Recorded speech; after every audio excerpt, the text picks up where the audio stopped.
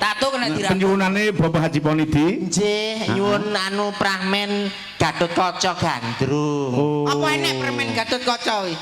Kuwi rasane piye? Legi apa kecut? Fragmen. Oh, fragmen. Kuping bosok. Sampeyan gapuk. Kula nggih niku to, Werkudara to kula. Lah.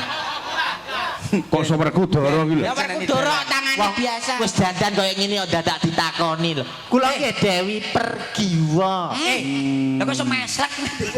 Kok iso Iki mau ki anu utuh, Mas. Ya kok iso?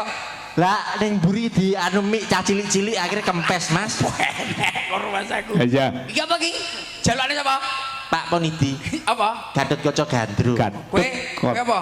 Aku ya Pergiwa. Aku apa? Kamu ya Gatot Beling to, Mas. Gatotkaca. Lah ya nek cilik saya beling, Mas. Oh iya.